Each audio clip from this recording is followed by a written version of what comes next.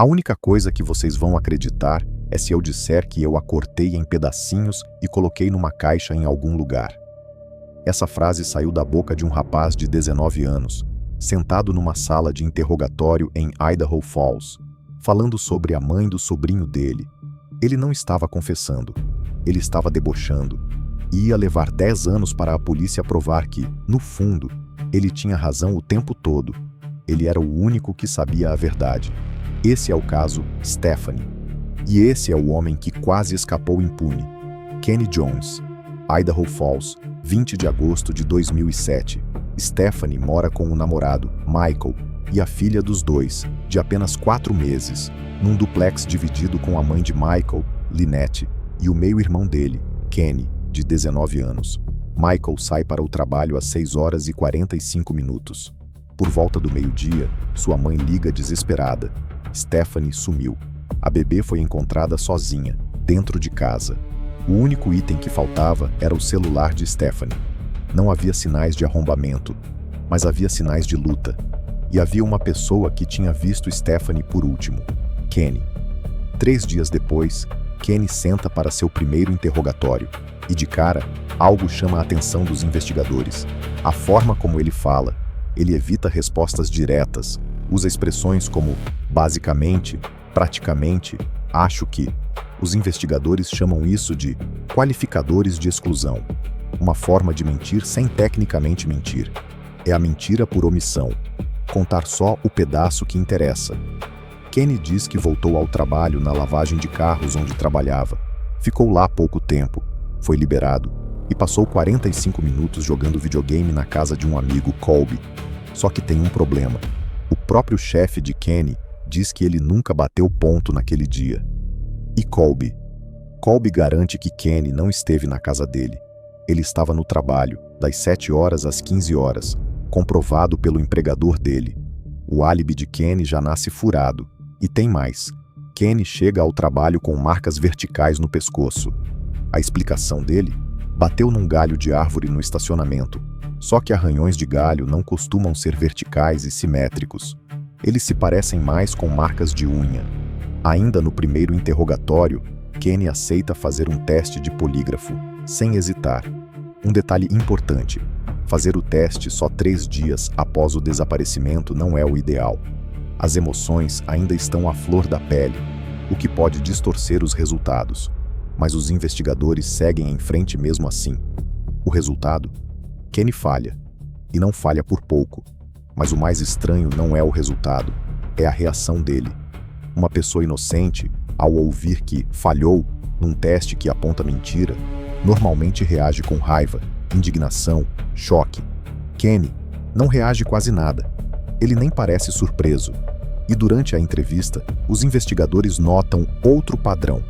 Toda vez que fala sobre o joguinho de videogame, um assunto neutro, os gestos de Kenny batem com as palavras. Mas na hora de falar do dia do desaparecimento, há um atraso, um congelamento nas mãos. Isso tem nome: Mismatching Illustrators, quando o corpo trai o que a boca está dizendo. Confrontado repetidas vezes, Kenny muda a história. Admite pela primeira vez que teve uma discussão com Stephanie naquela manhã. Algo que tinha negado minutos antes. E os detetives resolvem invadir o espaço físico dele.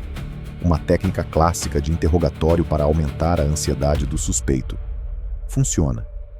Kenny começa a esfregar as mãos, esfregar o rosto, se contorcer na cadeira. Sinais clássicos de estresse. Nesse momento, ele solta a frase que abre esse vídeo. A única coisa que vocês vão acreditar é se eu disser que a cortei em pedacinhos. Um comentário sarcástico, mas também, como os analistas vão apontar depois, um comentário que só faz sentido na cabeça de alguém que já pensou nessa possibilidade. Pressionado sobre o motivo de mentir sobre o trabalho, ele finalmente admite: queria se afastar da casa. Enquanto Kenny nega sangue em lugar nenhum, os investigadores já sabiam de algo que ele não sabia. Testes de luminol no banheiro da casa deram positivo para sangue. Na pia, nas 2 maçanetas do armário, na maçaneta do vaso, no ralo da banheira, na porta e no carro de Kenny. Fios de cabelo ruivo avermelhado no porta-malas, mais tarde confirmados, por DNA, como pertencentes a Stephanie, junto com o mesmo tipo de fita adesiva preta que anos depois seria encontrada amarrando o corpo dela. Poeira da cor exata da estrada de terra onde o corpo foi enterrado, grama do mesmo tipo encontrada na cena, e mais, teste de luminol positivo nos cabos de bateria e numa corrente reboque guardada sob o estepe do carro dele.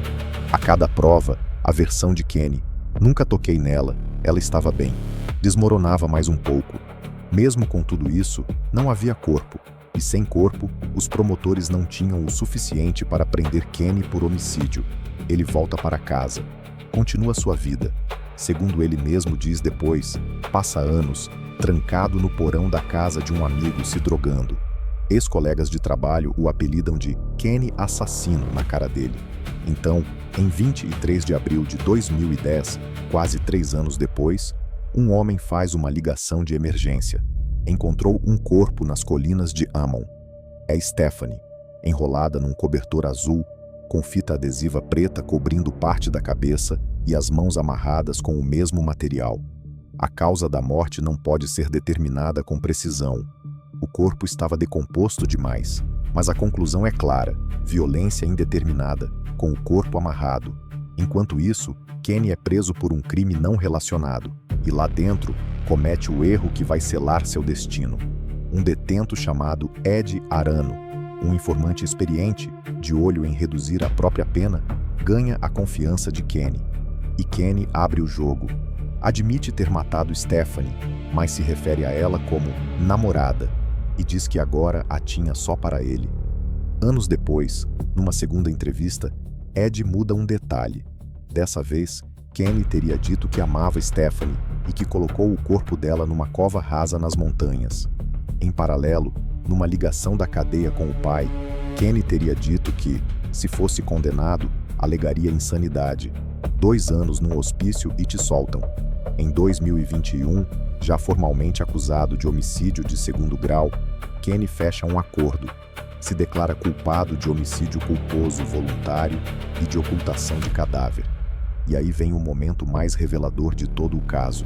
Atrás do vidro de máscara vermelha, ele é perguntado: o que você fez que te torna culpado? Ele achava que ainda tinha controle da narrativa. Não tinha mais. Por causa de uma briga que aconteceu naquele dia, e minhas ações, eu a empurrei. Ela caiu e bateu a cabeça, e ela nunca se recuperou disso. Repare, mesmo confessando, Kenny não diz que ela morreu. Só diz que ela nunca se recuperou. Até no momento da verdade, ele segue escolhendo as palavras para minimizar o próprio ato. Sobre esconder o corpo, ele diz: foi minha grande vergonha. Eu não sabia mais o que fazer, entrei em pânico e tentei esconder o corpo dela nas colinas. Kenny Jones foi condenado a 15 anos de prisão, com um mínimo de 6 anos a cumprir. 14 anos separam o dia em que Stephanie desapareceu do dia em que a justiça finalmente teve uma resposta. 14 anos de mentiras, qualificadores, um polígrafo ignorado cedo demais e um sistema que só conseguiu fechar o caso graças a uma confidência feita, por acaso, dentro de uma cela. Stephanie deixou uma filha que cresceu sem ela, velha o bastante hoje para se lembrar.